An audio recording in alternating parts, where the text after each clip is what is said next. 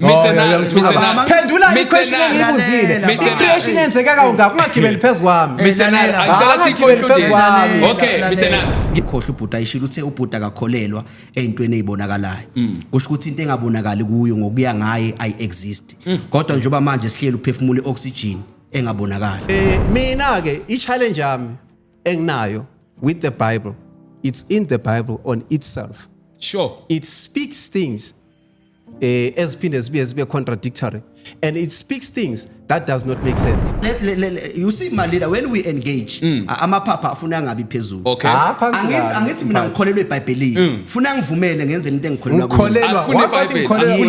Asifuna iBhayibheli. Yeah, mina ngikholelwa Genesis. Yebo. Okay. Masingathiwa sibeka iBhayibheli eceleni sithi akakhuluma ayikho into angakhuluma ngayo. Aziningi ba. No ziningi. No ungathi ayidole jamini uyangithuka inhlamba le ungasaqhubeki ngayo. La ungasaqhubeka inhlamba. Hayi inhlamba le. No but inhlamba awukwazi ukungithuka. Uthi noma singabeka iBhayibheli ayikho into engakhuluma ngayo. Inhlamba le. First of all is Joseph of Arimathea, lowana Ethiopia. Okay. That person ukhona kuma historical books engeke eBhayibhelini. Yiphi ngicela uyilethe historical book because ngiyawafunda mina ama historical books ase Ethiopia. Ima kancane baba.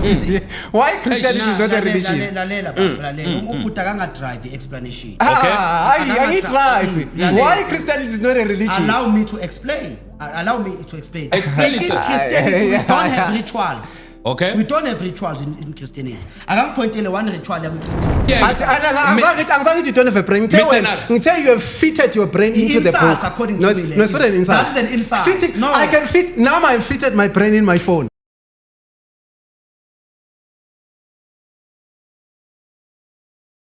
Ungazibulali saphelele sonke. Mfowethu, dadewethu, amehla akagcwele inyembezi. Amevo ohlangabezene nawo empilweni, ahlabile wafinyelela enhlizweni. Miningi imibuzo onayo engqondweni, bona usaphilelani emhlabeni. Imihla namalanga kuvela okubi esigebeni, labo bathembile baphelele emathuneni. Inkinga onazo siphunyukile esifubeni, akekho ongazezweni. Uthulele bezidla ngase ematafuleni, ubukholwa kodwa kusathandazeki, ngisho nesenkonzweni usile kodwa kusakhonzeki. Ngisho isimo sakho asabhekeki. Ithemba ubunalo lihlakazekile, imicabango yakho iphazamisekile, amaphupho akho adukile, usuphila impilo ongayithandile. Imisamo yonke uyivakashelile, imali igcina iphelile kodwa akukho kulungile. Greetings bafowethu, ngiyabingelela lapha emakhaya. Welcome la ekhaya ku Gifted Media. You know I'm always booming with the boom content. Igama Gift Mabunda, your favorite one. If not yet your favorite, please make sure you make me your favorite one by clicking the button and subscribe. And as well, thank you so much for those who always making sure that they support this young man. I see on Facebook, you guys, you always make sure you engage, that comments, that likes, and also for you to share our content. We really appreciate as a Gifted Media. Ku TikTok, guys, you do the same. You always making sure ukuthi nibalapho, even though angeke mention nonke ngamagama, because guys, you are mean. I really appreciate it. And as well, like YouTube, the questions and the comments that you always giving, the shout out, and you are keep they really encouraging this young man to grow with this platform. And guys, bafowethu niyazi ukuthi ngihlala ngenza sure ukuthi iboom content ngeniphekela yona la ekhaya. If you want iShetler Gifted Media TV, it's available for everyone, only with 250 any place. Uma ulifuna lishetile available as it's appearing on the screen. And as well, if you want videograph services and also photograph services, please make sure you contact us as a Gifted Media. And also if you want to be one of our precious guests, please make sure you also contact us as Gifted Media. Kule number is 0630-680-959. Available also ku WhatsApp. Bafethu niyazi ukuthi angihlali ngedwa. Ngenza sure ukuthi somebody ukhona phakathi kwethu. Bafethu ngivumeleni ngiwelcome amadoda kaNkulunkulu phakathi kwethu, uMr Nare nomfundiso uJele. Welcome sir. Niyaphila? Amen. Yes. Siyaphila. Maybe siqale kuwe mlumzane Mr Nare, because maybe omunye bazothi I guess amfanisa le ndoda le ikhiyaba khona la ku Gifted Media, just to introduce yourself kumuntu oqalayo ukumbona la ekhaya, umntaka Phoshe. Sanibonana sibingelele babukeli be Gifted Media. Umntaka Phoshe lona umzukulu kaMangwenye pandemic yena ewadonsa ukuthi amanzi wacela phela amathemba. Mhlamba simnamathele kade bemthuka abantu kodwa umila athi ubuntu ebuntwini. Sure.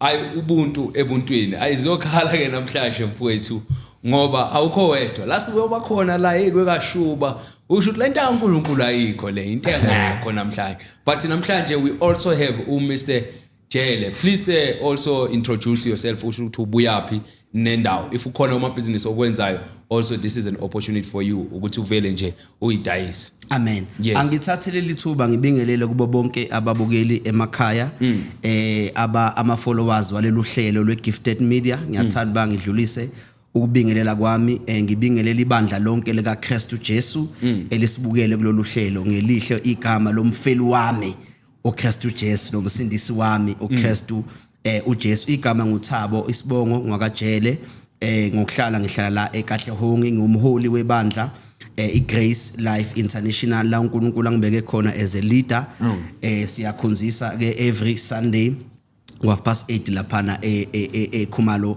Primary School. Amen. Asibonge mfokajele. Hallelujah. Babukeli bethu as you see ukuthi namhlanje zizoshuba umunye ubingelela ngegama lika Jesu angazi ukuthi uNare yena uzobingelela ngaliphi igama mfowethu Nare I think ukuthi asivele singa waste isikhathi asivele singene endabeni kaNkulunkulu okokuqala ngizothi kuwe Mr Jele maybe to give us a definition ukuthi who is God actually ungubani uNkulunkulu noma if ngayibeka ngalendlela ukuthi uyini umuntu nasithi uNkulunkulu what is the definition the name God. Yeah, no, ukuze si ngoba mina ngicela ukuqala mhlawumbe ngiphendule kanje ukuthi ngoba ngumuntu okholelwa eBhayibhelini. Okay. Yes, so kuzodingeka ukuthi ngisebenzise iBhayibheli ukuze ngiphendule imibuzo osuke ungibuza yona. Yes. Yeah, igama elithi uNkulunkulu siqala ukulithola kuGenesis chapter number 1. Yes. Verses number 1 lapho khona kubhala uMoses uthi uMoses in the beginning God created the heavens and the earth. Yes. So masikhuluma ke ngoNkulunkulu sikhuluma nge-invisible being. Sikhuluma ngomuntu owumoya, sikhuluma about a spiritual being, sikhuluma ngomuntu that is invisible, umuntu ongabonakali. Yes, uNkulunkulu is a creator of the universe, umdali wazo zonke izinto.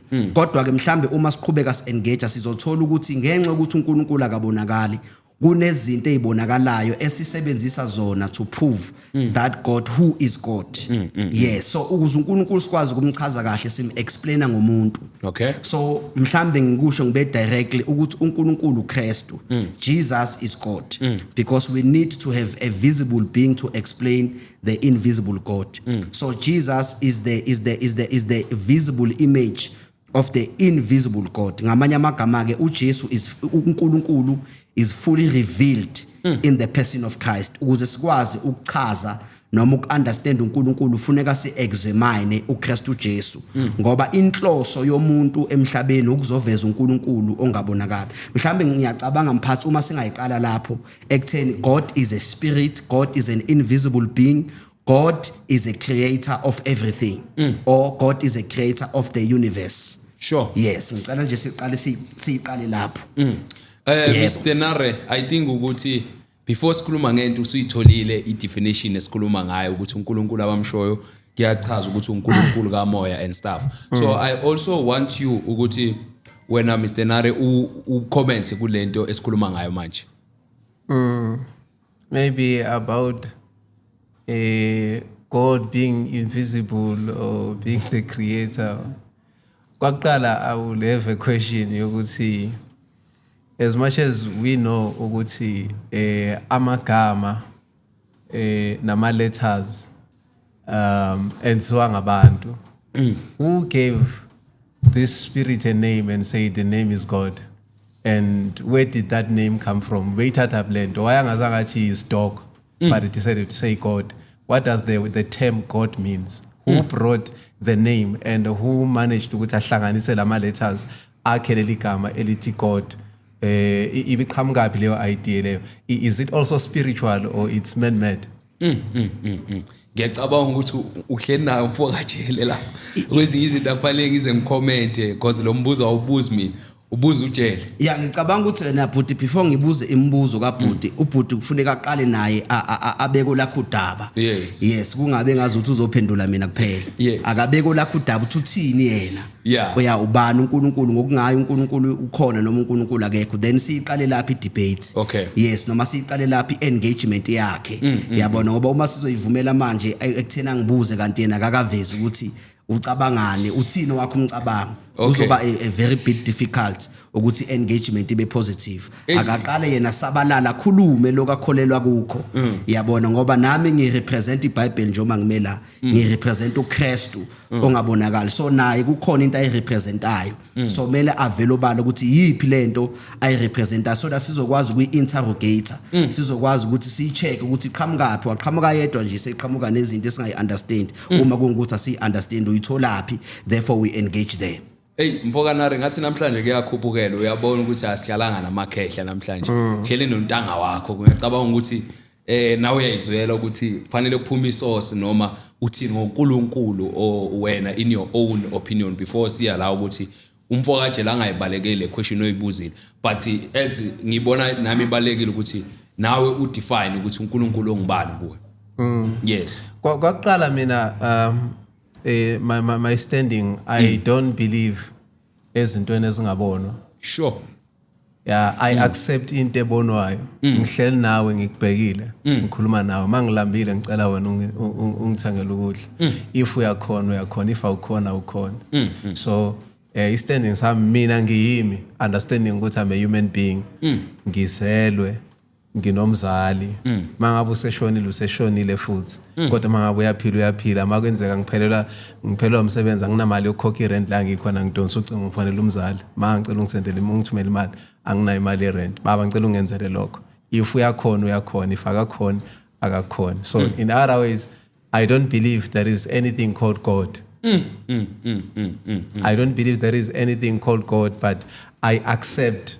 I don't want to believe anything. I accept everything that I see.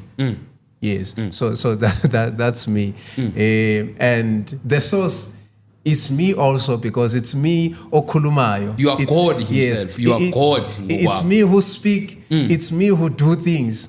So if khona mhlambe ngiphumela la ngaphandle ngihlangana nomuntu lana uwile lapha phansi mhlawumbe ngathi uyagula it's me okumele ngibheke lo muntu wena manje udinga ambulance udinga isibhedlela ngikhipha ifoni yami ngibize ambulance so I don't believe in things ezingabonwa I accept what we see so that's my standing. Sure. While you are touching that I think umfundisi uJelo uthintela ukuthi uNkulunkulu udalile izulu nomhlaba washo yonke lento ayishilo ukuthi uNkulunkulu udala izulu nomhlaba and everything. So I want maybe to understand ukuthi wena in your own kulomhlaba esikuwo what do you believe ukuthi uvele kanjani if there is no God who created umhlaba and as well ngiyacabanga ukuthi uma uthi awubelieve kuzinto engabona usho ukuthi nakumadlozi into ongayibelieve ukuthi ikhona so also to know ukuthi labo bathi amadlozi usho nabo basangene kahle kahle. Unfortunately angifuni ukuyingena le kakhulu eyamadlozi because nabo mawubabuza iexplanation yabo yedlozi ihlukile omunye ngeke ngambuza wathi kimi idlozi akusi idlozi umoya ongena mhlawumbe ngokubhodlomela emuntwini umoya ozokwelapha abanye idlozi bachaza ngendlela ezihlukile of which I don't want to accept that. Mina engakwazisa ukuthi kukhona abakithi okungenzeka futhi ukuthi ungenzeka kodwa ukuthi uma ungathatha igazi lami ulise elebha ku-DNA wahamba uyogubha namathambo wabo uzobathola la egazini lami so lokho ngiyakwazisa ukuthi khona abakithi egazini lami la khona abakithi aba-exist egazini lami but angikholelwa ukuthi kwamele ngihambe ngiyobacela izinto ngoba angibaboni and they don't exist as well. Exist labantu. No, phela you cannot because they are not visible. You cannot say they don't exist. I guess they existed. Okay. Yes, they existed. So if I say they don't exist then I don't exist too. So they existed. But for now they are dead. I can only trace them in a DNA in my blood. Sure. But I don't believe mina ngabe ngobacela izinto. Mangifuna ukucela ngicela umuntu ophilayo. Fokatshele, this is where now you get in now. Yes. No, asingene ezweni lenkosi mphathi. Yes. Yeah, because kumele siqale sibeke ifoundation yezwi likaNkulunkulu ngoba izwi likaNkulunkulu manqoba zonke izinto. Izwi likaNkulunkulu lizosolve onke ama problems. Then kunezinto uBhuti ayishilo esizozi-interrogate. Azishilo into yokuqala nje ngifuna ukuthi abalaleli bengayikhohle uBhuti ayishilo uthe uBhuti akakholelwa eyintweni ezibonakalayo. Kusho ukuthi into engabonakali kuyo ngokuya ngaye ay exist. Kodwa njengoba manje sihleli uphefumula ioxygen engabonakali. Yes, i-oxygen ayibonakali kodwa uyayiphefumula kusho ngokuya ngaye i-oxygen does not exist. So that is why ngithi ake singene ezwini likaNkulunkulu ke manje then sibheke singasheshe vele siphendule leyo before singene interesting awuphendula for interesting indaba ye-oxygen singasheshe siphendule no akangajaha ukuphendula ngifuna ukuzwa le highlight ye-oxygen ngithi mina ngibeka ngithi ukhuluma no silungise mphathi because vele already mawusicale kanjalo usuhambe on a wrong foundation uzobusung misquoted. I thought mina here we are not talking scientifically but we are talking based on religion. So if I say I don't believe entweni engayiboni, I'm talking on a religious side because right now angikuboni ivoice yami ngiyakhuluma angiyiboni. That's lento le it has got nothing to do with religion. So I thought we were discussing based on religion, but now if you want us to go into science, then we can remove God and start to be scientific. So if you want to remove the Bible and be scientific, talk about oxygen. Before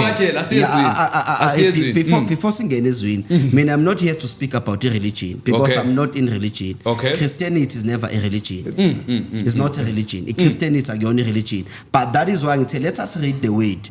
Ukuze i-engagement ingaphaphalazi. Asifundeni izwi bese lisinikeza structure. Angithi mina ngikhuluma into uBhuti ayishilo. Yabona? Yes, ngiyabona manje ukuthi uzama ukulungisa i-context ngoba uyabona ukuthi izomshaya lento ukuthi oxygen ayibonakala. Usazama ukuyilungisa uyibuyisa kwi-religion. But ayikho problem. Let us engage. But I can debate also ukuthi Christianity is not a religion. Let us check the dictionary. What does the word religion mean? Mphathi ngicela sifundise. No, let's talk about religion. What is religion? You said Christianity is not religion. No, before we read the word, because we'll start this thing on the foundational wrong. You said Christianity is not religion. What does the word religion means according to you or according to the dictionary? What is religion? When usufake i-topic. I-topic it does God exist. Esiqala ngayo. So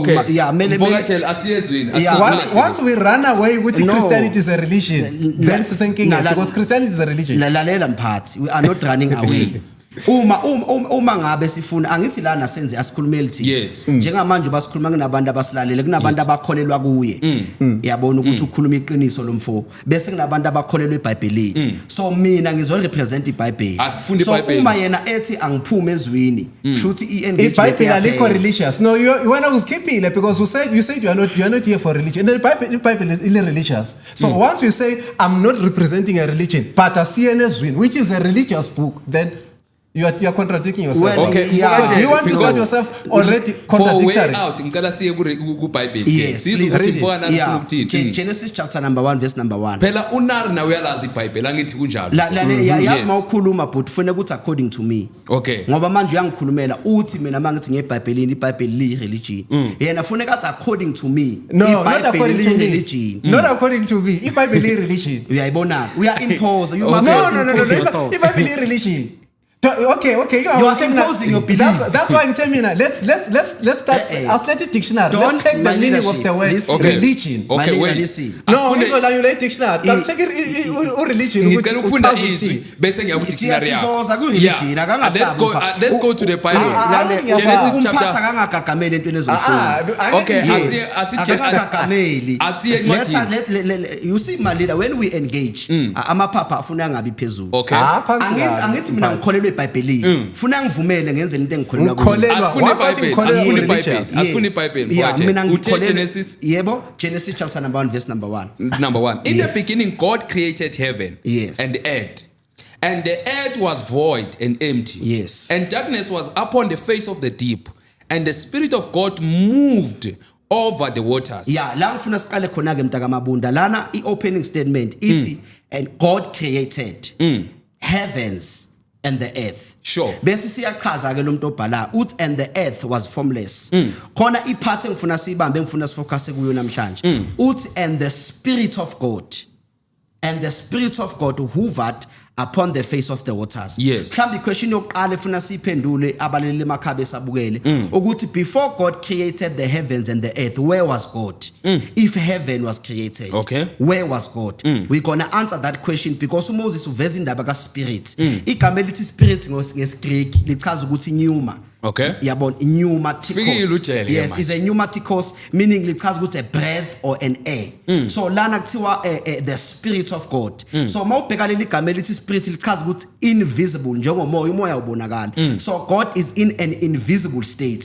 So we're gonna use the Bible to prove firstly that God is invisible. Funa siqale lapho. Okay. God is invisible, right? So sizovula manje John chapter number 4 verse 24.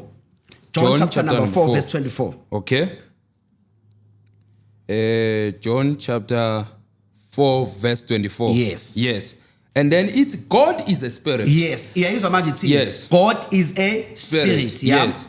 And they that adore him must adore him in spirit and in truth. Ngicela ubambe something la. Lana kubhala uJohane umpostoli uthi uJohane God is a spirit. Uveza the nature of God, meaning Okay. God is an invisible being. God is a spirit. Usathi those who worship God, they must worship God in, useveza in is a preposition, meaning uNkulunkulu is a spirit, he is also in the spirit. So before God created heavens and earth, he was in the spirit, he was in the invisible nature. Okay. Let us prove that also again. Yes. Romans chapter number 1. I hope you are noting down the verses, Mr. Knight. Yes, Romans chapter number 1. Romans chapter number 1. Yeah, ngicela ungifundele verse number 19 and 20. Let's go. Romans chapter number 1, verse 18. Romans chapter number 1 verse 19 and 20. Because that which is known of God is manifest in them. Yeah. For God had manifested in it unto them. Yes. Yes. Qhubeka. Verse number 20. Ufunda ngayiphi version? Which is this version? Hey, my name is Okay, continue to because read, that no which problem. is known of God is manifest in them. Yeah. For God had manifested it unto them. Yeah. For the invisible things of him from the creation of the world are clearly seen, being understood by the things that are made, his internal power also and divinity. Ngicela uphinde ufunda number 20 ungathi umfunda more clear now. Okay. For the invisible things of him from the creation of the world are clearly seen, being understood by the things that are made, his internal power also and divinity, so that they are inexcusable, because that when they knew God, they have not glorified him as God. Amen. Yes. Ngicela ufunda ngale version TPT, the Persian translation. Okay. Ifundeka kanje, it's in reality the truth of God is known instinctively, for God has embedded this knowledge inside every human heart. Lana umbhalo walencwadi uthi uNkulunkulu ufake ulwazi lwakhe enhlizweni yomuntu wonke umuntu ophilayo unolwazi likaNkulunkulu. Right. Isithi 20. Opposition to truth cannot be excused on the basis of ignorance. Okay. Because from the creation of the world, the invisible qualities of God's nature, the sentence, the invisible qualities of God's nature have been made visible.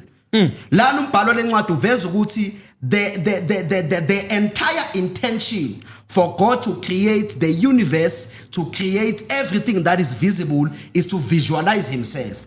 Useyaqhubeka usethi such as his eternal power and transcendence. He has made these wonderful attributes easily perceived.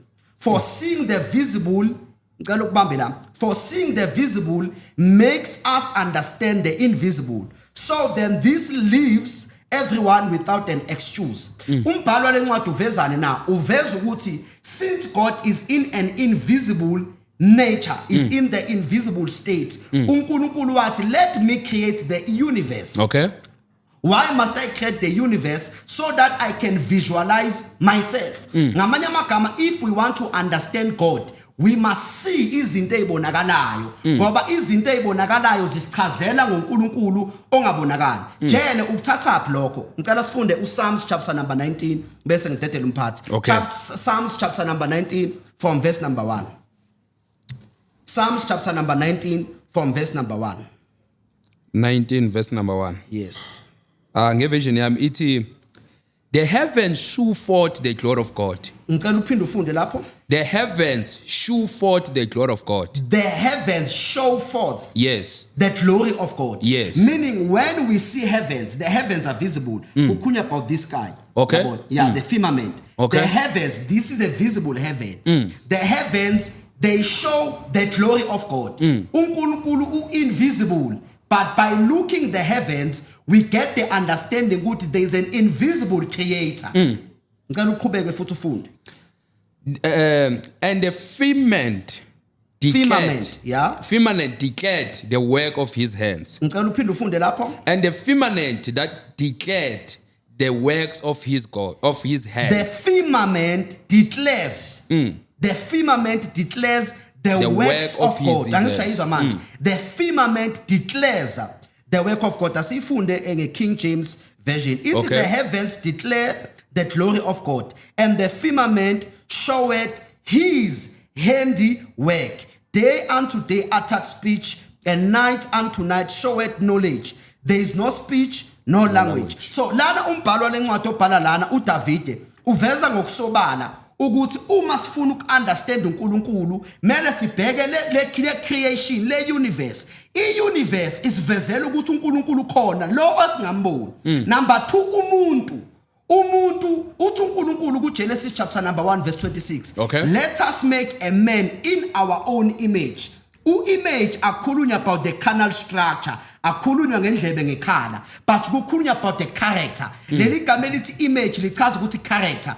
So uma ethi uNkulunkulu let us make in our own image, because God is invisible. Therefore God created a human being. The reason for human beings to be in existence is so that we can visualize God by character. Number 1, by thinking pattern. I-thinking pattern yomuntu funeka iveze uNkulunkulu, i-character kaNkulunkulu. Number 2, i-speech somuntu mele siveze uNkulunkulu. Number 3, ukwenza komuntu, indlela umuntu abehave ngayo funeka kuveze uNkulunkulu. Meaning uma sibheka umuntu mele sithole i-character kaNkulunkulu ukuthi God is love. In our character we must be loving people. God is forgiving. In our character we must forgive. God uNkulunkulu is a provider. In our character we must provide for our loved ones. So i-character yomuntu iveza lo uNkulunkulu ongabonakala. So if you say God does not exist, you are actually denying even your existence as a person. Yes. Mvokanare, this is where you enter now. Uzwile ukuthi uNkulunkulu exista kanjani? Seniyokhohlwa. Yes. Ampuruni ku amen. But ke mphathi wami ziningi izinto ozishoyo ngalo uNkulunkulu that are also a downfall proving ukuthi still this God does not exist. Firstly, you tell me about Genesis chapter 1. Immediately you say, let's read Genesis chapter 1. In the beginning, God created whatever. Then the Spirit of God was hovering over the waters. Then now, to you as a believer, it makes sense. But to me, I will ask, who saw God doing this? How did a physical being managed ukuthi athole into enziwe ispirit? Because spirit is invisible. So who was there to perceive what the Spirit has done and wrote it down? So now how do you yini lekwenza ube sure ukuthi ngempela lento oyifundayo iyona? So izokuthatha ukuthi bese uthini? Bese uthi I believe. Once you say I believe, we are going back to the word ebesiphikisana ngalo ukuthi religion. Once something comes with I believe, then it becomes a religion. Sure. So now again, if you say angeke ngisakwazi manje ukuthi mina sometimes ngakhulunywa sibe yiningi ngibamba okunye ngigcine ngasakubambile. Yeah, but the verses that you are reading, okay, I do get you. Angeke ngikwazi ukuwaphendula wonke. But now if you come and tell me that character, let us make men out of our own image, and then that image means the character. So lento le, that means ukuthi as a human being, you're not supposed to be brought, actually, you're not supposed to be given a Bible because automatically you have been created out of his own image, which is his own character. So automatically your thinking must already in line because you are created out of his own image, of which when he correct. So so that comes is train how to think, because automatically already you are created out of God's image. You don't need a Bible. It's a character. So you no longer need a Bible then. Okay, yeah, true, my leadership. Ngizobuza nje umbuzo before siphendule ubhuti. Kuleli nje point ukuthi uqinisile bakathi you don't need a Bible to behave like God. Ngizombuza umbuzo ubhuti, ubhuti uke waboshwa. Yebo ngiyaboshwa. Okay. Angeke okay, before uboshwe, uboshwa naye. Yeah, uyejele. Before ubhuti aboshwe, ngale nkathi uboshwe uke wayifunda iConstitution. Before uboshwe. Constitution uke wayifunda nje wayibheka wayifunda. Constitution ngiyifunda njalo. Iphi South Africa? Yeah. Ngithi mina before uboshwe wayifunda in Constitution. Yes ejele. Yeah, zange ngifunda. Azange uyifunda. Yes, waboshwa nini? Aboshwa ngo-2017. Ngo-2017. Una ngakho mawuboshwa? Una 30 something. Una 30 something. Yeah. Yeah, kusho ukuthi from uzalwa una 0 until 30 something. Impilo yakho obuyiphila ungakazi uyifunda iConstitution bengaphambana neConstitution noma ibiphambana neConstitution yase South Africa. Ibe phambana. Kanjani? Ngoba phela angithi lokhu you are talking about the system ebeko umuntu okungenzeka ukuthi leyo system mina iyangincindezela, so sometimes I do find myself ngikwenqile lokho because ngifuna ukuphila. Okay, mhlamba singenze kubelula wena mphathi wami. Uyabona mina ngaze ngiboshwe. Njoba ngingakaze ngiboshwe. Mina kimi angaze ngifunde iConstitution yase South Africa. Sengikhuluma ngezinto ezifuna zenziwe iCitizen ukuze iCitizen ingaboshwa. Angaze ngikufunde lokho. Kodwa njoba ngingakaze ngifunde iConstitution ayikho nento eyi1 mangathiwa engiyenzayo mina engenza ukuthi ngibe on the wrong side of the law. Angaze ngifunde ilaw. Kodwa nje mina mangiphila ngoba uNkulunkulu wayifaka lento yokuphila upright, ayidingi iConstitution yokuphila morally upright because lento itshaliwe kimangizala. I know what is good, I know what is wrong without me reading anything. Mhlambe asikusiphuve scriptural mphathi lento engishoyo ukuthi a person uqinisile ubhuti, a person does not need a Bible to live morally upright. That is why lithi Bible I shall write my laws in their hearts. Bese lithi Bible they shall no longer need the laws. Mhlambe mele siphendule into ukuthi ke umthetho wenza kanjani? Umthetho wenza because of the fall in the Garden of Eden. I-fall yenzeka kanjani? Yenzeka ku-Adam ngale nkathi lose consciousness ye knowledge of God. Lithi iBhayibheli kwaqhamuka iserpent in Genesis chapter number 3. Leya serpent yaqhamuka laphana, that is a figure of speech. It's not a literal serpent, but it is a communication to introduce there was a foreign being that came and brought another knowledge eyenza ukuthi abantu bangabe besabehave njengoNkulunkulu. That is why uAdam lithi iBhayibheli wawa. Ukuwa kaAdam akawanga physically but wawa ngokwe character, meaning uAdam manje usena dual character. uAdam is good and both evil, meaning uAdam namhlanje uyahleka kusasa uAdam ukwatile, namhlanje uAdam uright kusasa unama mood swings, meaning uAdam akasaseyona I full representation of who God is. That is why uNkulunkulu Exodus chapter number 19 waqala ini umthetho it was to prove that you have a sinful action inside you. You don't behave like God. That is why in law it was introduced to prove that people are sinning. Therefore uNkulunkulu wathi because akasekho umuntu that can be able to represent me, then I will come me as God and be a man. That is why uNkulunkulu waba uKristu, waba umuntu. That is why mafundi incwadi kaColossians lithi iBhayibheli Jesus is the visible image of the invisible God. So ngikuyiza manje. So vele umuntu akalidingi iBhayibheli under the normal circumstances. Umuntu akalidingi iBhayibheli ukuze azi ngoNkulunkulu. iBhayibheli lidingeka manje ngenxa yokuwa kaAdam. Ukube bathi uAdam akazange awe belingeke lize libe khona iBhayibheli. So iBhayibheli likhona to rectify the misconceptions aze ngokuthi umuntu awe. That is the only reason for the Bible. Under the normals, even uAdam akazange aphile ngeBhayibheli insimini yase-Eden. Genesis chapter number 1, Genesis chapter number 2. Adam didn't have a Bible to live because he knew ukuthi yini afuneka yenze. Uzwile ke mfokana. Buya tshele uyangithinta la. If you taking this thing uyilethe kwi-constitution, are you trying to tell me that iBhayibheli lifana ne-constitution? So if iBhayibheli lifana ne-constitution kusho kona ukuthi iBhayibheli li-unfair kumuntu and iBhayibheli indlela elize ngakhona mhlawumbe lize ukumcontroller umuntu for a certain benefit yomunye umuntu, because i-constitution, my brother, i-constitution ayikho natural. I-constitution into efakwe umuntu ofuna ukuthi benefit from wena. That's why sometimes constitution can even be unfair to the church of God. But Pastor Mkuba, they were marching right now a Friday. I think it's a few days back, because the constitution is against them. It is unfair to the Christians, and whatever that they were doing there. Okunye ezinye sezinto abazenzile ukuthi bahambe bavimba imigwaqo marching lapha, it is also still against the constitution, but they had to do that because they are fighting for their faith. So if you are to take the Bible fake kwiside the constitution, then you are trying to tell me ukuthi still the Bible is a man-made thing to control people. It is unfair to other people and fair to other people. Yes. Yeah, that is what you believe, my leadership. It's not what I believe, it's what you say. No, I didn't say so. Because ufelo ayifana ne-constitution. Asikhiphi i-constitution. Right. No. Okay, asikhiphi i-constitution.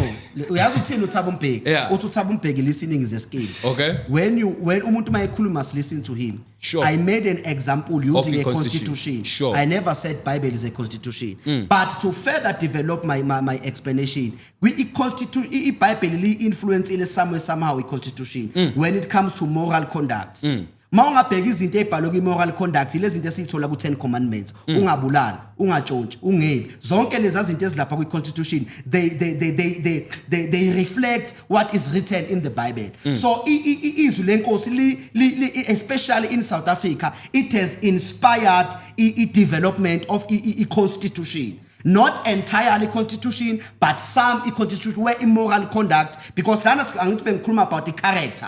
That is why we let in a constitution with context of moral conduct. Ukuthi ngokwe-moral conduct umuntu akadingi iBhayibheli umuntu ngokwe-moral conduct, you know what is wrong, what is right. The only person that need into ebhalwe phansi ukuthi afundiswe umuntu ongenandlebe, umuntu ongalaleli. But under a normal circumstance you don't need mina ngidinga umuntu angifundele i-law ukuthi ungatshontshe ngoba I know ukuthi I'm not supposed to steal. I know within me angidingi nokuthi kube khona umuntu ongitshelayo. I know even iBhayibheli yakuphuva ku-Romans chapter number 2. Romans chapter number 2. Romans chapter number 2. Because we must dismantle ezinye izinto abantu abayisho becriticize Christianity. Unfortunately ukuthi nizokhuluma nobabili ngoba niyashumayezana nje nobabili. Ama point engithi ngiyawaletha, one ufika athi uyadefenda afake into mase ngiza ngayo abuye dispute lento esengiza ngayo ayenze ngathi besenza iexample because of mina ngengaboshwa yena akazaboshwa uthi because uphila impilo yeBhayibheli akazaboshwe because impilo yeBhayibheli yamtshela ukuthi kumele kanti constitution. I never said I live a life of a Bible. Another you said that. You see you are lacking hearing, my brother. I never said yiphila impilo yeBhayibheli. I said umuntu angithi ubhuti uveze ipoint. Yes. Ipoint likabhuti ukuthi uma ngithi mina iBhayibheli kanjani njani wathi ubhuti shuthi umuntu udinga iBhayibheli ukuzenze kahle.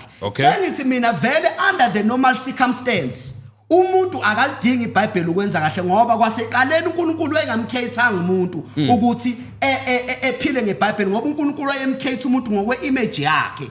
Unfortunately uAdam ku Genesis chapter number 3 wawa okwenza ukuthi ke manje umuntu adinge manje ini usizo lokuthi aboniswe indlela ngoba uselahlekelwe i-consciousness yilento ebengizama ukuyichaza then ngafaka ke manje ini i-constitution to solidify my point ukuthi under a normal circumstance a normal citizen akadingi ukuthi afundiswe i-constitution baningi abantu abangakaze bafundiswe i-constitution but indlela abaphila ngayo ayikho contrary to i-constitution ababoshwa that proves ukuthi umuntu vele akadingi into ebhalwe phansi ukuze enze kade because God has planted his nature emntwini. That is my case. Ilento gift engisafuna ukuyiphendula ukuthi we cannot say abantu ababoshwa eSouth Africa just because they've never crossed i-constitution but abantu ababoshwa eSouth Africa because la ucrossa khona i-constitution awukaze maybe kwenze ukuthi ukube semehlweni uboshwe mhlawumbe kube khona into ozokuvulela i-case because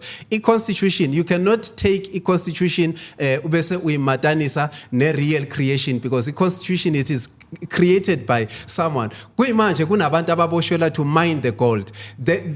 Naturally i-gold is not owned by anyone. I was supposed to be free ukuthi ngisuke la ngihambe ngiyogupha igolide phansi. Naturally it's not owned but someone came wafike wathi le golide elami wakhi system le golide elami qeda wakhi constitution ethi mangatholakala ngilimine le golide leli sengiyaboshwa. So once you take the constitution uyifake la kulento esikhuluma ngayo already my brother you have lost it. Okay, Mr. Nare, you have asked before we start which we should read a meaning ye religion. That's right. Yes. Yes. Umangibheka a meaning ye religion as much ujele also athatha source from the Bible. We also need to allow you ukuthi isource uklanipho okunye ukuthatha from good dictionary. So dictionary ithi a religion is a set of organized beliefs, practices and ritual designed to facilitate a relationship with the scared divine or ultimate reality, often fostering a community of faith.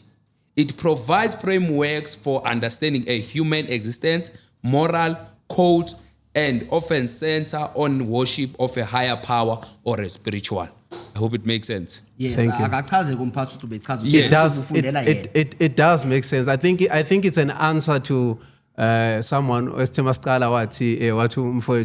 he is not here for a religion, but Christianity is not a religion. That is stating Christianity clear as a religion because if izofaga faith, ifake higher power, ifake belief, ifake ama practices which is worship whatsoever, then that's religion. So I don't understand how could we come and say Christianity is not a religion yet we don't live it but we believe in Christ. We believe in God through Christ. That's religion. Ngicela ubuza umphathi ubani ubhala i-dictionary. Ubani ubhala i-dictionary sir? Lapho kuyomela uqala ungiphendule futhi nawe ukuthi ngubani onikeze uGod igama. I-dictionary ibhalwe ngulonikeza uGod igama. uGod uthathe igama. So ufuna ukuncika ngami manje. Ngikubuza eqaleni okangiphenduli lapho. Ngibuza eqaleni akangiphenduli ukuthi ngibani onikeza uGod igama. So if now the question comes back to me I must first be answered who gave God the name. Okay. Ngicela mphathi sifunde lentozana 2 Timothy chapter number 3 verse 16.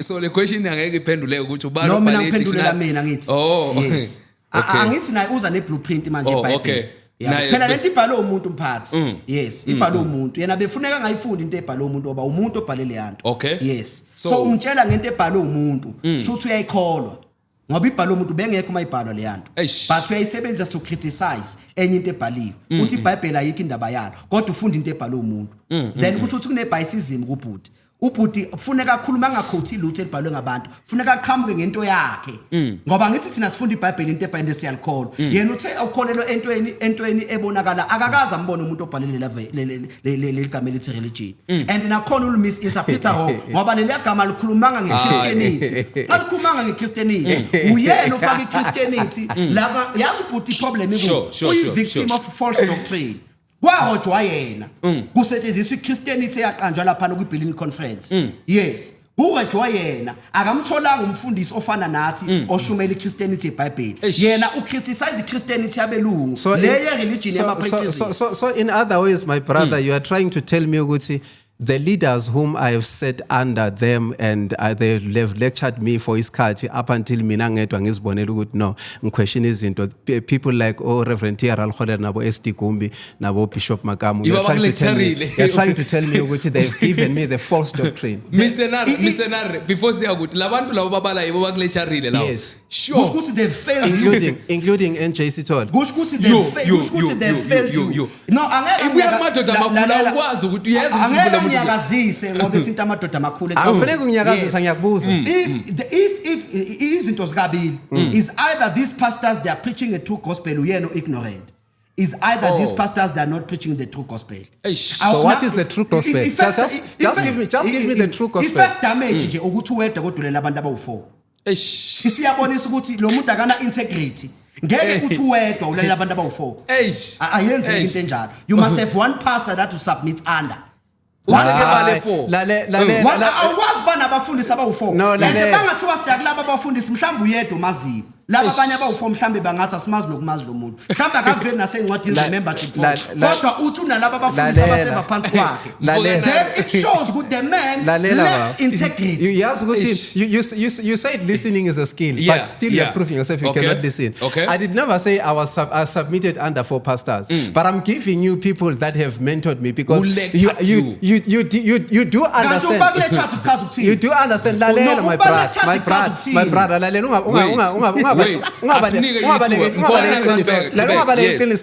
angeke wena namhlanje ungitshela ukuthi wena unje you have got only one pastor that you grew up submitting under, and awuzange kwaba khona some lectures that you got from other pastors, because even your pastor has got a lecture. So if my pastor has got a lecture who's the Dr. SD Gumbi, our spiritual father Sake, he will come and make sure that he sit down with the sons of his son and give us lecture, because sometimes there will come a time whereby the father will be weak. And then when the father is weak, the father comes and say, can I see the sons? Oh, my sons, your father is weak at this time. And then here is what you need to know. And then lecture us. So there is a time whereby a father will call the sons. Who's the father?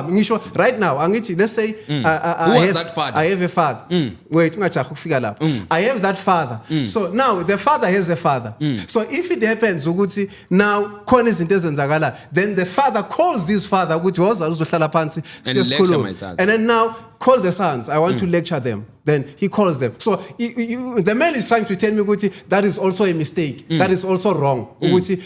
Our spiritual father betu banga busy. Our spiritual father babo mabeze bazohlala phansi nebandla babonisa ibandla ezinye zezinto. The man is trying to tell me it's wrong le nto le. Yes, Mr. Nara, because you believe also with dictionary, we not need to go to singayifundi dictionary. A word lecture is an academic professionally who teach at a college or university responsible for delivering lectures, conducting seminars, and often researching, particularly in the UK and Commonwealth system.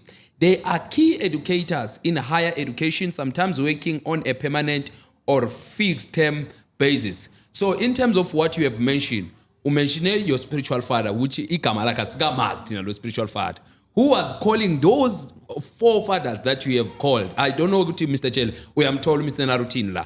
Uthi kuno babakhe obize abanye ama lecture. Okay. Yes. La ma lecture u4 abalili. Yes. Yeah. So that umeka lisho allegedly umeka show athi yena if he is feeling weak, I don't know ukuthi kamelika weak will mention it or not. Ukuthi spiritual father ke sakhe lesi simfailile, samfit into wrong.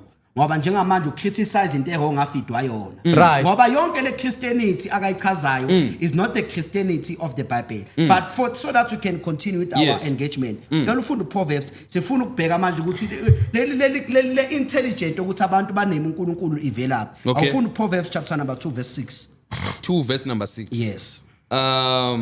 Because the Lord gives wisdom. The Lord gives wisdom. Yes. And out of his mouth come prudence and knowledge. Out of his mouth, the mouth of who? Of God. Yes. And in Genesis chapter number 1 verse number 26, the Bible says, we were created in the image of God. Yes. So umuntu ne-intelligent efana nekaNkulunkulu. So uNkulunkulu, this proof that God exists. Ukuthi yabona njengamanje umphathi usebenzisa ingqondo ayiphiwa uNkulunkulu ukuphika uNkulunkulu. That is foolishness. Hayibo. Usebenzisa le ngqondo anayo akayicoshanga phansi. Uphiwa akayisebenzelanga. Wazalwa nayo, yes. Wazalwa nayo, but is using that same mind to criticize God. Why criticize uNkulunkulu is because ushuyezwe iChristianity emdisappointile. Watshela ukuthi nikela uzobusiseka wanikela wangabusiseka. Watshela izinto eziningi afike kuzofika waba disappointed. That's assumption. Wafika waba disappointed. Yes. That's assumption. No, that's assumption. Lo muntu mphathi ushuyezwe ama customs. Okay. Ushuyezwe civilization. Kune Christianity eyaqanjwa eBerlin conference eyaqanjwa ngabelungu. Bafihla ama customs wabo rebranda as Christianity. So uyabona uma uzothatha leyo Christianity leyo uzobhideka. Christianity is a life of God revealed in the conduct of a believer. Okay. Because we can even prove it from the scripture. Lithi iBhayibheli ligama lithi Christianity livele kuphi? Livele in the book of Acts. Lithi iBhayibheli lapho khona abapostoli uPaul wayefundisa, solifunda manje lelo verse. Ilapho khona uPaul, ilapho khona uPaul ayefundisa. Lithi mayefundisa uPaul, lithi abantu ababembonile uJesu ephila for gospel. Ngenxa yezifundiswa zikaPaul, lithi iBhayibheli izifundiso za shape impilo yabantu. Number one, uJesu wayengabulali. Uthi uMark Magandi, if people in the world they can live like Christ, there will be peace. uKristu engabulali, uKristu akakaza raphe umuntu. uJesu wayenenhliziyo. If singaphila njengoJesu, kungaba khona ukuthula ezweni. Lithi iBhayibheli, these people they started to live like Christ. Lithi they were called Christian. Igama lithi Christian lichaza ukuthi Christ like, be acting like Christ, behaving like Christ. It has nothing to do with the religion. In religion, a human effort to please God. In Christianity, we are not trying to please God. In Christianity, we are imitators of God. John 3 verse 16. For God so loved the world that he gave his only begotten son as a gift. So in Christianity, we receive the life of God. Then after we have received the life of God, therefore we learn about God so that we can act like God. Learn ifaka ama rituals, lento ifaka ama practices, lento has nothing to do with ama patterns la enzeka kulamabandla abantu bedlala bengalazi iBhayibheli. So ubhuti uzokhuluma ngomdlalo okade wenziwa uye, wamkhathaza lo mdlalo. Manje usefuna ukuza kuma platforms azo criticize umdlalo owahlula yena. Thina sikhe emdlalweni, thina sikwe relationship. Kahle mfundisi. Yazi the problem lana yini. That's why ngithi mina niku amen nimiela. Yeah, because I feel like my brother, when you are too much on me and then you are even using your assumptions of which you don't know me, you don't even know the past me while I was I'm in the not religion. Using assumptions. No, wait, let me finish. Let me finish. You are using assumptions. You are telling me, oh, you were given the wrong gospel. And you don't even know which when I was part of this kingdom, I didn't even expect, I was not even given that gospel of civilization, but I was given the gospel of power, the gospel of salvation, which live according to what God says. So lento wena also ikhuluma manje, I don't know it come ngapi, uyazakela nengqondweni, you feed it on me, and then I think you just came. It's in gospel of salvation. So you just came to mock other pastors and to mock other religion and to prove yourself right, having the true gospel. I have a true gospel. You are changing to right. I have a true gospel. I am a representation. Explain what is the true gospel. No, when you said when I go to the ngifuna ukuchaza ke wena ngithi wena wena othi ubuse mina futhi ngiqamba mangithi wena udisappoint ile ya Christianity. Ingidisappoint ngana ungiphethe into ezidisappoint. Before siza lapha ngithi wena uthi manje. Let me tell you, mina wena angitatazela wotatazela futhi ukhuluma wedwa nje uyashumayela nokushumayela. Mina sithi amen. Ukhuluma mina akangiphendula into yethu ngibuze wena akangiphendula uyashumayela. Ngiphendulile. Uzofana usondele lapho uyashumayela baba. Uyashumayela nje wena and then ushumayela uzogceka abanye abefundisi. Uzogceka abanye abefundisi. Ile nto yenzayo. Hayi. Okay, Ile mfowethu baba. nali thuba. Right, nali okay. thuba. Yes. Mina ke Yes. ake siphume la. Yeah. We write gospel or fake gospel or true gospel or whatever. Right. Mina ke I challenge yami enginayo with the Bible. It's in the Bible on itself. Sure. It speaks things as be contradictory, and it speaks things that does not make sense. Uma uzibamba ngokomqondo wakho out of doctrine, because sometimes we have to move out of doctrine and be a human being. Ushi doctrine le, then question something. So mina, I didn't come to this point because of I was disappointed. Ngachela wathiwa ngizoba rich mangilandela uJesu, ngangaba rich ngatshelwa ini. No. That's nonsense. I was even preaching that gospel mina ukuthi don't expect things. I remember ngipreacher lento za ematatela ngitshela abantu ukuthi ungezi kaJesu ngoba ufuna ukuthenga imoto akusilona igarage le. You are evangelist. This guy was evangelist. La Yes. sizokhonza uNkulunkulu la sibe ngcwele siyobona umbuso wezulu. That's the gospel ebekade nginayo. Mvokatshela ngicela simnike That's the gospel. That's the gospel ebekade nginayo ukuthi sizokhonza uNkulunkulu sifane naye sihambe sokwakhe so that sizokwazi ukubona umbuso wezulu engidluleni kwethu emhlabeni. Sure. Simkhonza through ukukholwa kuJesu and walk enyaweni zika Jesu, live as uJesu has lived. This is what I was preaching. This is what I believed.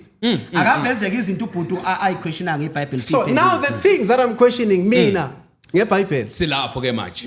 Yes. And ilezo ke engizofuna ukuthi ke ngiyiphendule. Phezukwazi. Nare phezukwazi. Angalentozi angayibaleki ke lento le. Right. Okwaqala, let's look at the beginning. Genesis chapter 1. Mhlambe sathi ukungilahlekela amavesi ngizosho uzoyicheck ukuthi kuphi because of too many things happening. Yes. Let's see this card. Yes. Genesis chapter 1. Yes. We're finding a creation there in the book of Genesis. In the beginning, God created heaven and earth, and the earth was void and empty, and the darkness was upon the face of the deep, and the Spirit of God moved over the waters. And God said, "Be light made," and the light was made. And God saw the light that it was good, and he divided the light from the darkness, and he called the light day, and the darkness night. And there was evening and morning one day. So you want me to continue again? Uqhubeke nje. Okay. Uzofike kwi7th day la kuphela aphumule khona. And he called the light day and the darkness night. And there was evening and morning one day. 6. And God said, "Let there be a firmament made amidst the waters, and let it divide the waters from the waters." And God made a firmament and divided waters that were under the firmament from those that were above the firmament, and it was so. And God called the firmament heaven. And the evening and morning were the second day. God also said, "Let the waters and that are under the heaven be gathered together into one place, and let the dry land appear." And it was so done. And God called the dry land earth, and the gathering together of waters, and he called seas. And God saw that it was good. And he said, "Let the earth bring forth the green herb, and such as may seed, and the fruit tree yielding fruit after its kind, which may have seed and itself upon the earth." And it was so done. 12. And the earth brought forth the green herb, and such as yield seed according to its kind, the trees that bear fruit having seed, each one according to its kind. And God saw that it was good. And the evening and the morning were the third day. And God said, "Let there be light, and be made a firmament of heaven, and to divide the day and the night, and let them be for signs and for the seasons and for the days and the years." 15. To shine in firmament of heaven, to give light upon the earth. And it was so done. 16. And God made two great lights, a greater light to rule the day, and a lesser light to rule the night and the stars. And he set them into the firmament of heaven to shine upon the earth, and rule the day and the night, and divide the light and the darkness. And God saw that it was good. And the evening and morning were there for 4th day. And God said, let the waters bring forth, and the creeping creatures having life, and the fowl that may fly over the earth under the firmament of heaven. And God created the great whales and every living and moving creatures which the waters brought forth according to their kinds, and every winged fowl according to its kind. And God saw that it was good. And he blessed them, saying, increase and multiply, and fill the waters of the sea, and let the birds be multiplied upon the earth. And the evening and the morning were the 5th day. And God said, let the earth bring forth the living creatures in its kind, cattle and creeping things, and beasts of the earth, according to their kinds. And it was so done. And God made the beasts of the earth according to their kinds, and the cattle and everything that creeped onto the earth after its kind. And God saw it was good. And he said, let us make a man to our image and likeness, and let him have a dominion over the fishes of the sea, and the fowl of the air, and the beast, and the whole earth, and everything creeping creatures that moved upon the earth. Okay. This is verse 26. Yeah, Which one we are looking for? It seems like you not got what you want. You can stop there. Uzazophinda ufunde futhi, but khona into engifuna ukuthi uthi uyichecka lapha yana. Bengafuna ukuhlala kuyona, but ngizwile appear nayo, of which it's some of the things that does not make sense about the Bible. Yes. Sure. If you check there, the first day happened, or ngithi usuku lwaqala lundlulisiwe before the light was divided into two.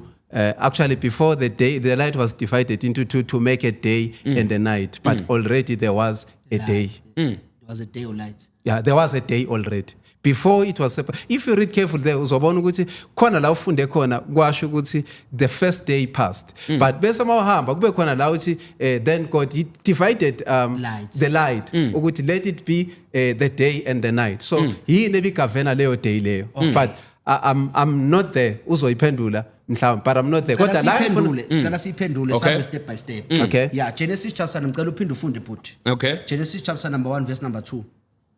And the earth was void and empty. Mhlamba siphinde siwubuze kahle umbuzo kaBhuti abalaleli bawuzwe. Yeah. Uthi uBhuti mawufunda uGenesis chapter number 1 from verse number 2. Lithi Bible God created light and the first day passed. Then mawuqhubeka ku verse number 4 uNkulunkulu he created another light. Then lithi wa separate ke wa create ama light ke manje this moon and stars. Then wathi ama light ilanga lizogavena emini bese imuni igavena ebusuku. Then he separated wathi kuzoba khona ubusuku nemini. So into ayibuza ukuthi lolo lokuqala usuku uma ngabe ludaleka ku verse number 2 la ligavunwa yini ngicela ufunde umbuzo. Is that right, sir? It's what you're asking. Yes, okay. That is the question. We are answering that question. We are trying to bring a sense in this thing. Yes. Yeah, funda. And the earth was void and empty, and the darkness was upon the face of the deep, and the Spirit of God moved over the waters. Yeah. And God said, be light made, and the light was made. And God saw the light that it was good, and he divided the light from the darkness. Yes. Ngifuna uzwe la. Ithini? He divided the light from the darkness. Yes. Genesis chapter number 1 verse number 2, Genesis number 1 verse number 1 to 3. Konke funa si understand imphatho wami la. IBhayibheli is a book that speaks about salvation. Okay. Is a book that speaks about salvation. IBhayibheli is not a material to teach people about the evolvement of universe. That is why according to IBhayibheli God created heavens and earth. But more bigger scientifically, there is Mars, there is Pluto. There are many other planets angavelanga eBhayibhelini because iBhayibheli intention yalo akusukufundisa abantu ngeuniverse is to reveal Christ. So ukuze sibone ukuthi uGenesis chapter number 1 verse 1 2 3 uchaza ukuthini, we need to look uBrother John uma ngabe ekhuluma efundisa kule ncwadi uJohn chapter number 1 verse number 1. Cela umfundele John chapter number 1 verse number 1.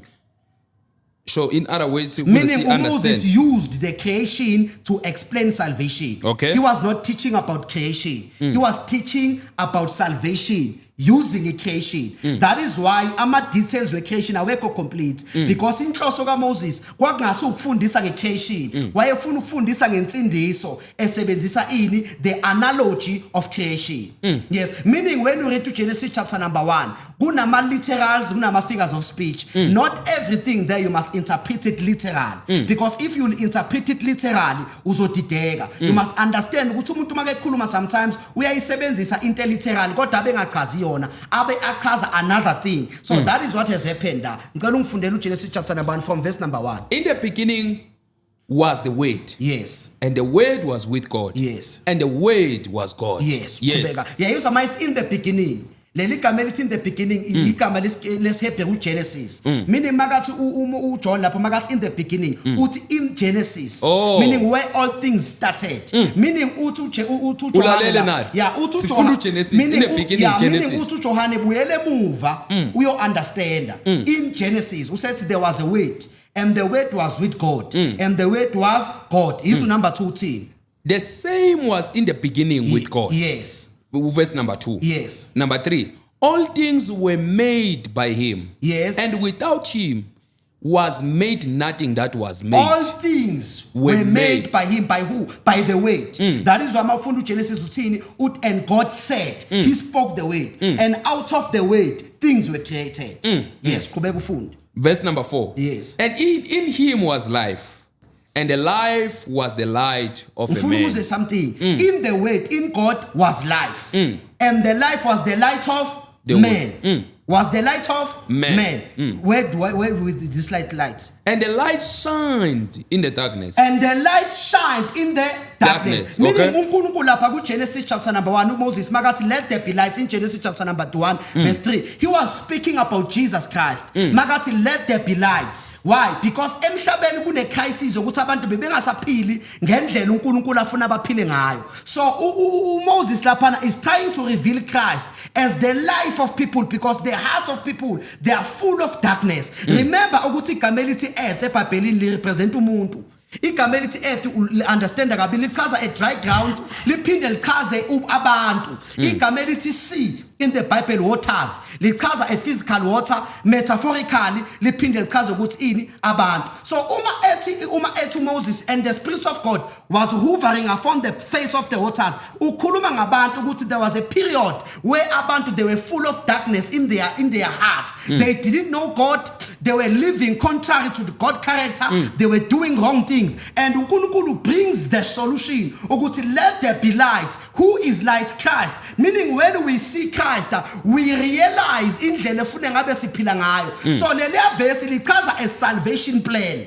Then umusuqhubeka ku Genesis uzobona ke ngicela uqhubeke ku Genesis because that light in Genesis chapter number 3 uMoses lapha uveza indaba kaKristu ukuthi let there be light in the heart of man. Let there be light empilweni zabantu meaning Jesus is the life that shines in the darkness. How do that light shine? It shines by the appearance of Christ. When you receive Christ as your personal savior, you have come into the light of God. That is why you have been delivered from the kingdom of darkness. You are translated to the kingdom of the light of God, the kingdom of the Son of God. So that light in Genesis is speaking about Christ.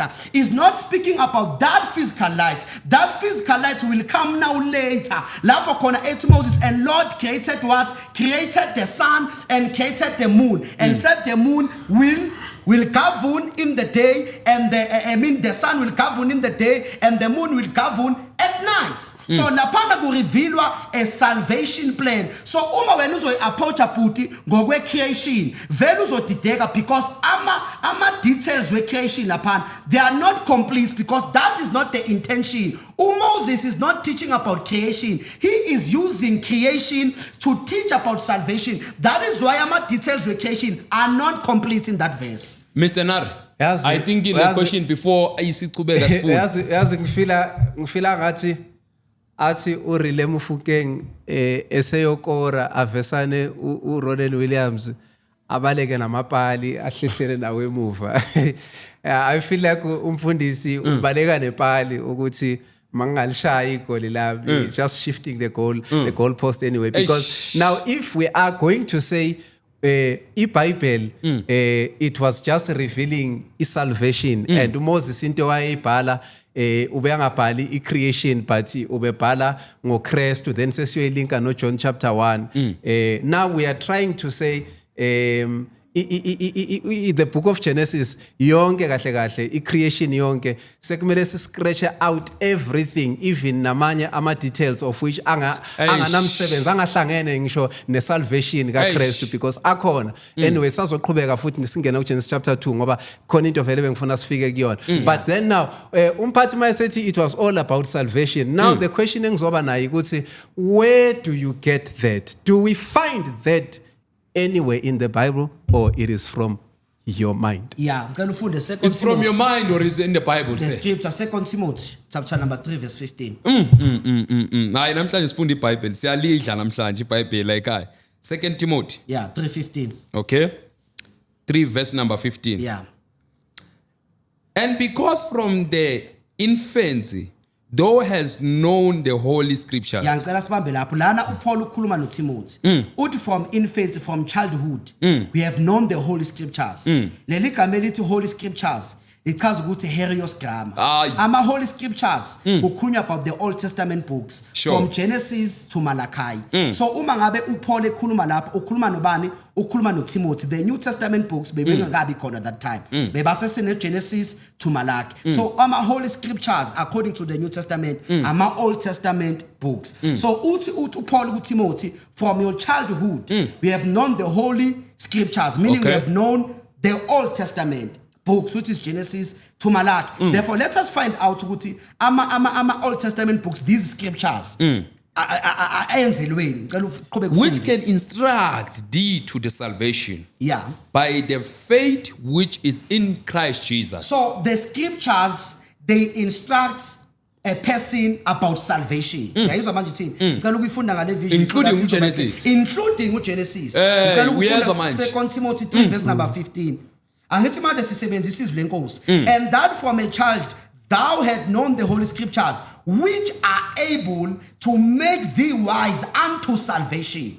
Which are able to make you wise unto salvation through faith which is in Christ Jesus. Meaning from Genesis to Malachi, those books, they speak about salvation. Let us prove it further.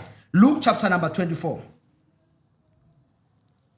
Luke chapter number 24. Luke 24 verse number 24. 24.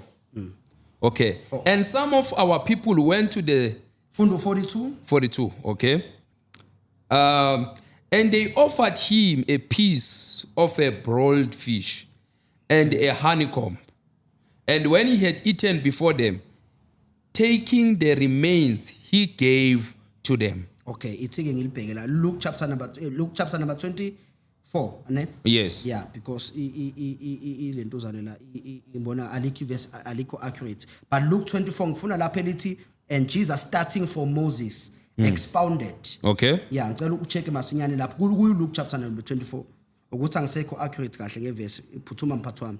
That screen lapho Luke 24 nami ngiyalicinga la. Okay. Luke 24 lapha ekhoma khona namatlindo Theophilus. Right. Yeah, ngiyayithola manje. Right. Ngicela ufunde right. Ngiyithola manje. Yeah, ngicela ufunde 25. Luke chapter number 24 verse 25. Okay. Yeah. Then he said to them, "Oh foolish and slow of heart to believe in all things which the prophets have spoken." Where did this prophet spoke? In the Old Testament, right? Genesis to Malachi. Okay. They spoke there. Yeah. Oh foolish. Yeah. Oh foolish, slow of heart. To believe all that the prophet have said. So ubhuti makafunda Genesis chapter number 1, akayiboni message uboni creation. Message is Christ. Oh. Once wafunda iBhayibheli waphuma kukhulunywa ngoJesu. Wangaphumi noJesu ufunde wrong. Iyo lento enza ukuthi abantu badlisa abantu utshani basebenzisa iBhayibheli. Ngoba abafundi iBhayibheli nge-central message kaKristu. Ngicela uqhubeke mphathi wami ufunde. Okay, verse number 26 and 27. Ought not Christ to have suffered these things? Yeah. And so to enter into his glory. Yeah. And the beginning at Moses and all prophets, Izwi he expounded to them in all the scriptures. And beginning at Moses. Might at Moses, ikhuluma ngamapha ama-writings. The 5 books of Moses. Okay. Genesis, Exodus, Leviticus, Deuteronomy. Numbers, Deuteronomy. Those books, they were written by Moses. Okay. Those books, they were written by Moses. So Jesus expounded. Leli gama elithi expound in the Greek term is daimenoa, meaning to interpret, to explain. Yini ayidala ukuthi uJesu explain lezi incwadi is because amaJuda mawethi mawefunda aphume nento ezirong. Angaphumi noKristu. Sure. Kungako ethi uJesu kubo you search the scriptures thinking in them you have eternal life. Who said these scriptures are they which testify of me. So the entire Old Testament, it speaks about Christ. From Genesis chapter number 1, the message is Christ. Sure.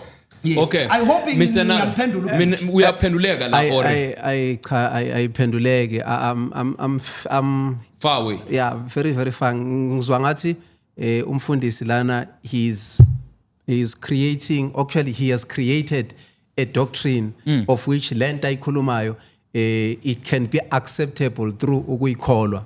But mina ngafuna ukuyikholwa because even 2 Timothy chapter 3 verse 15 ukuthi for you have known all the holy scriptures from your childhood. Yeah. If we are going to say it is from Genesis to Malachi, it's all the holy scriptures, then we have to have the word holy being questioned, because in those books we're finding wars there, we're finding rapes there, we're finding even God commanding his nation to go and take things as abanye abantu and kill them and exploit them, their own things. So of which that is going to be holy. So if that is going to be holy, then what makes it evil today when it's done by people abala emhlabeni if it was holy in the Bible? Good question. Let us answer it. 2 Timothy 2:15. 2 Timothy chapter number 2 verse 16. If the Old Testament is holy, why do we find God saying to people they must kill? Eish. It's It's what you are saying, sir. Yes. We're going to answer that question. 2 Timothy 2 verse 16. Okay. Yes. Because igama elithi holy chaza ukuthi set apart, ne? Set apart for God use. Yes. Set Full. apart For God or to be use, different. yes. Okay. Verse 16. Yes. But soon profane and the vain 2 babblings. Timothy 2 chapter number 3 verse 16. Or not 2 chapter, Timothy okay. 3 3 verse 16. Verse 16. Yes. Okay. Yeah. All scripture inspired of God. Yeah, iyayithi manje. Phezulu ithe holy scripture. All scripture. Manje sithi all scripture. Lo scripture lapha ngesiGreek uchaza ukuthi graphe, a document. Eish. A document. Uyasazi Greek, Mr. Nara? Yes. That's why ngithi mina the problem vele sizoba nayo la it is my brother here, he relies on his doctrine. So that's why No, akakwazi ukuthi ngirely in my doctrine. That's why Lele athi I rely on the word because I'm quoting the word. no, that's not the word. No, akakwazi ukuthi akakholelwa ukuthi eBhayibhelini. Akakwazi ukuthi is not the word. Sizoba nenkinga. Inkinga Phela yakho manje. akakholelwa Sizoba eBhayibhelini. nenkinga. Angithi mina engirepresent Sizoba iBhayibheli. nenkinga. Akangafuni ukurepresent into ezimbili ngesikhathi esisodwa. Yena ngithi uzophikisa iBhayibheli ubuza umbuzo. Akavumele mina ngiphendule. Ngeke ungiqambela amanga ngoba ngiyalazi iBhayibheli. Phela uma ngabe Ungangiqambela amanga ngoba ngiyalazi iBhayibheli. uma ngabe umuntu eqamba amanga kumele uze with the refutable facts. Right. Sure. Mina ngiyakutshela mangithi leli gama elithi ngathi i-New Testament ibhalwe ngesiGreek. Uyayibuilda le. Ibhalwe ngesiGreek New Testament. Ake senze kanje so mphathi wami. Ake senze kanje so. Asengayi ngama ngendlela eso interpreta ngakhona. Ake siye straight according to what is written. You said i-creation ebhalwe uMoses, it was not the creation, but it was salvation. It was revealing salvation. Of Jesus Where do we Christ. get that? Exactly as it is written, as you say. Not you quoting another verse and try to interpret it with your own brains. Right. But get the verse that is written straight. Ukuthi Moses was writing about the salvation. Yes, interpret. Because the problem is interpreter. So if it goes according to your interpretation, then it's your own doctrine. Listen, my leadership. Jesus is the master of interpretation. Jesus is the master. Let Jesus interpret, not you. Read again, Luke chapter number 24, verse 26. Because even on Luke chapter number 26, number 24, verse 26. Okay, sizofunda uLuke 24 verse 26. Yes. Then we hear Yeah. Mr. Nara ukuthi what is the problem now?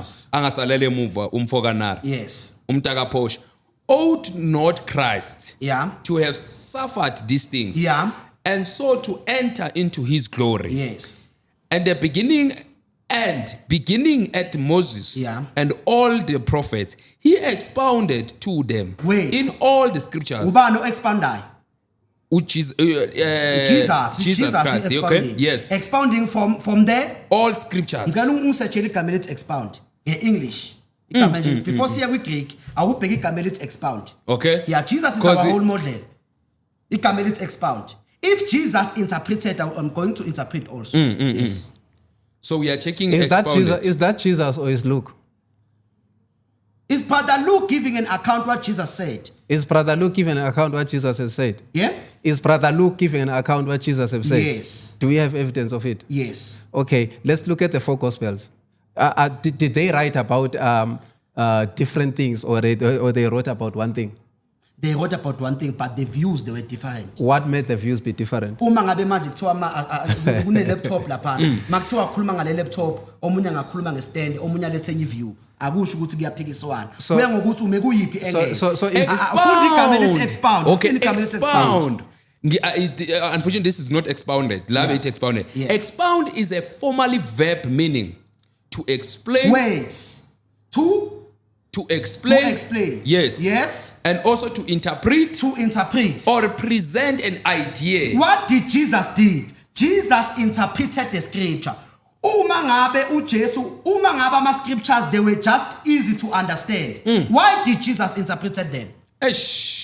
There was a need to interpret, to cover these loopholes which you put as villa, because if the Bible is not interpreted, abantu bazolahleka mphathi. Abantu bazothi uNkulunkulu uyabulala. Okay. Yabona. So uJesu he interpreted. Mawubhuti uyalazi lela verse. Mawufunda kwi-pretext uzothola ukuthi labantu they were quoting the very same scriptures but they quote wrong. That is why now Jesus said, oh, who are slow in heart to believe what the prophet has said. Why? Because they are reading but they don't get the message. Eish. That is why Jesus now had to explain from the scripture.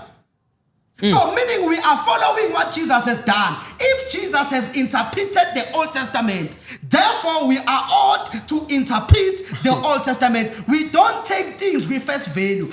If yena ubhuti ufuna ukuthatha izinto kwi face value, akaqhubeke. Unfortunately, with dispensation if uzorobha abantu bakudala ngeke asirobhe thina. Eish. Make thina simbona nje eyinhlekisa make ekhuluma because siyabona ukuthi lo muntu akafuna ukusubmit to knowledge. Yes. Ubona interpretation. Why iluko kuba inkinga? What's the problem now? All right. Yes. Hey, inzima ke lento.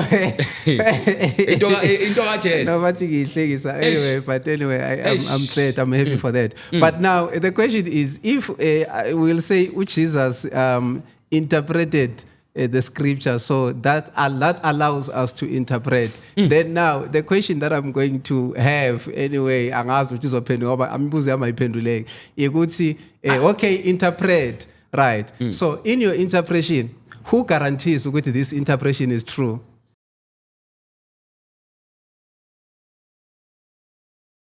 Apart from the Bible, anginento engayikhuluma hayi inhlamba leyo. Uma ethi ubhuti Futhi mina ngiphila ngikhuluma ngeBhayibheli. Anginamndeni. Anginamndeni. Mr. Nal. Phendula iquestion engiyibuzile. I-creation yenzeka kangaka ungagibeli phezukwami. Mr. Nal, Angigibeli phezukwami. Okay, Mr. Nal, ngicela umnike ithuba akhulume. Yeah, but not ukugibela phezukwami. Wait, Mr. Nal, ngiyaka-understand. Wena Mr. Nal, umeke eqeda ukukhuluma. Uyangidelela, that's the problem. Asimiyeke No, isikhathi. lalela. Angithi now, angithi the debate is about the Bible. Yes. So ungathi ngaphandle kweBhayibheli ayikho into engayikhuluma, because right now we can bring the debate about politics again. Yes. I can speak. You we can can speak. we can bring the debate about life in general. Yes. I can speak. So don't say about the Bible I can't speak anything. Okay, Mr. Nal, So answer the question engiyibuzile. Ngithe mina i-creation yenzeka kuGenesis chapter 1 naku chapter 2 sengathi kuyaphikiswana. Asichaze lokho singagibeli phezulu komuntu. Okay. Yes. Wait. Uyakuseza but uvele waqala ngento e-wrong. No, I-wrong ngicala le. into wrong according to you. Now angithi uthe mina ingqondo yami ngifake eBhayibhelini. Angithi wena ubusho kanjalo. Wena uthi when the Bible is silent. Awusho ukuthi when the Bible is silent I'm silent. Mr. Nal. No, awusho ukuthi when the Bible is silent you are silent. Kuze after lokho. Ngisho lokho ngaleso sikhathi. No, you did not. No, baba. Uthe wena when the No, Bible you is did silent not, I am my silent. Ngase brother. nginosho ukuthi your brain iphelele eBhayibhelini, because Lalela- if it's silent you are silent. Lalela my So, Mr. Mr. Nal, you don't want to accept this, but at least let him finish. Then you will conclude of what he's saying. Asimiyeke manje khulume. Freedom of speech. Let No, you I talk. don't accept ukuba disrespected in a way of freedom of This is not speech. disrespect, listen. Angisilala sikhuluma kwi context of religion. Yes. Ukuthi I-ideology kaButi Yes. kwi context